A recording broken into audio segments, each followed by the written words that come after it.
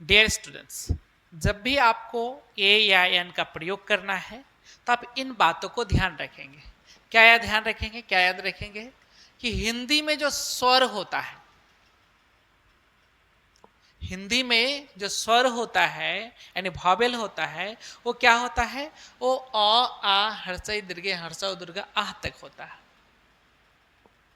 ये हिंदी में स्वर और व्यंजन वर्ण होता है ना, स्वर वर्ण और व्यंजन वर्ण।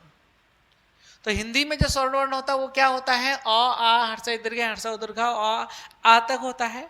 और हिंदी का जो व्यंजन वर्ण होता है वो क्या होता है? हिंदी में जो व्यंजन होता है जिसको हम कॉन्सोनेंट कहते हैं, वो क से लेकर ग्य तक होता है। क ख ग घ च छ ट ठ त थ प फ, ये जो होता है ग्य तक, ये आपका व्यंजन होता है।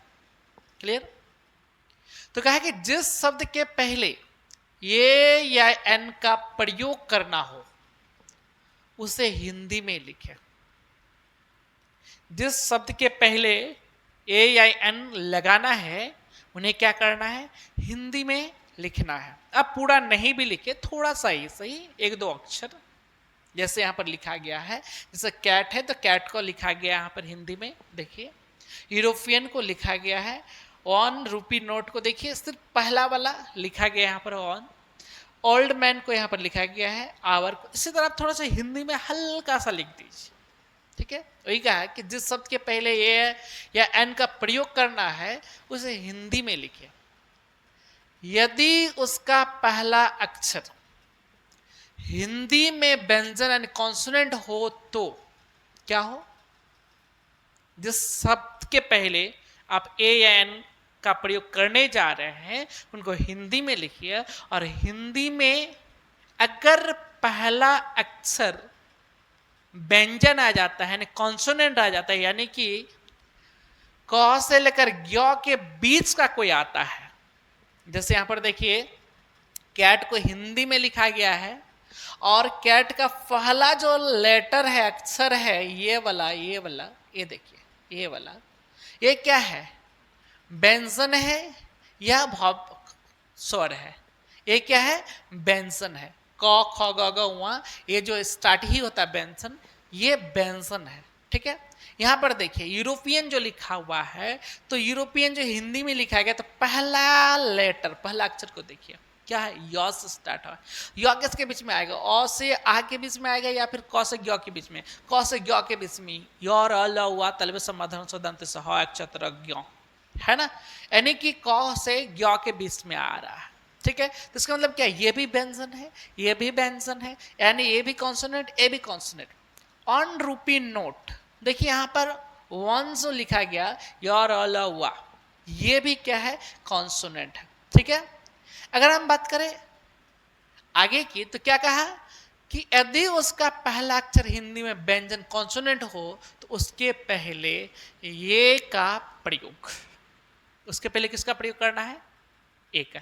यानी व्यंजन अगर आ जाता है, क से ग्य के बीच का कोई अक्षर अगर आ जाता है, जिस शब्द के पहले आप ए या एन का प्रयोग करना चाहते हैं, उनका जब आप उनको हिंदी में लिखते हैं, उनका पहला अक्षर अगर क से ग्य के बीच में आ जाता है तो उनके पहले आपको ये लगाना है। क्या लगाना है? ए लगाना।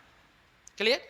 तो आइए देखिए यहां पर जैसे कैट लिखे हम, तो कैट का पहला अक्षर हिंदी में क्या है? क है, जो व्यंजन है, इसीलिए हम इनके पहले क्या लगाएंगे? ए लगाएंगे। क्लियर? आगे देखिए य है यूरोपियन में, तो हम इसके पहले क्या लगाएंगे? ए लगाएंगे। क्या लगाएंगे? ये लगाएंगे, ठीक है। 1 रुपी नोट है, इनके पहले ए और एन लगाना चाह रहे हैं तो क्या लगेगा? देखना कॉन्सोनेंट है या वॉवेल है। तो ये वो वा क्या है? कॉन्सोनेंट है, व्यंजन है। इसके पहले क्या लगाएंगे? इसके भी पहले ए लगेगा। क्लियर? आगे देखिए क्या कहा कि यदि उसका पहला अक्षर हिंदी में व्यंजन कॉन्सोनेंट हो तो उसके पहले ए का प्रयोग। और अगर स्वर आ जाता है, वॉवेल आता है, यानी कि अ से आ के बीच का कोई आता है, ये व्यंजन हो गया और ये हो गया आपका स्वर। और स्वर यानी वॉवेल हो तो उसके पहले एन का प्रयोग, यानी अ से आ के बीच का कोई अक्षर अगर पहले आता है, पहला अक्षर अ से आ के बीच का कोई आता है तो उनके पहले क्या लगाएंगे? ए लगाएंगे, एन लगाएंगे। क से ग्य के बीच का आएगा तो ए लगाएंगे, अ से आ के बीच का आएगा तो एन लगाएंगे। आइए अब देखते हैं इधर, यहां पर लिखा हुआ ओल्ड मैन, तो ओल्ड मैन को जब हिंदी में लिखा गया तो पहला क्या आया? ओ आया, है ना। तो वो किस में आता है? स्वर में आता है। जब ये स्वर में आता तो इस शब्द के पहले क्या लगाएंगे? ए या एन? तो यहाँ पर देखिए एन लगाना है, इसलिए यहाँ पर क्या लगाएंगे? एन लगा देंगे। क्लियर? अब यहाँ पर आवर लिखा गया है, तो आवर का पहला अक्षर क्या है? स्वर या व्यंजन, कॉन्सोनेंट या वॉवेल? तो ये क्या है? वॉवेल है। देखिए वॉवेल है, ठीक है, स्वर को ही वॉवेल कहते हैं। तो ये यहाँ पर आता है ना, इसलिए इनके पहले भी क्या लगाएंगे? एन लगाएंगे। यहां पर एंट है, पहला क्या आया? ए आया। ए किस में आएगा? स्वर में आएगा। तो स्वर में आएगा तो हम पहले क्या लगाएंगे? एन लगाएंगे।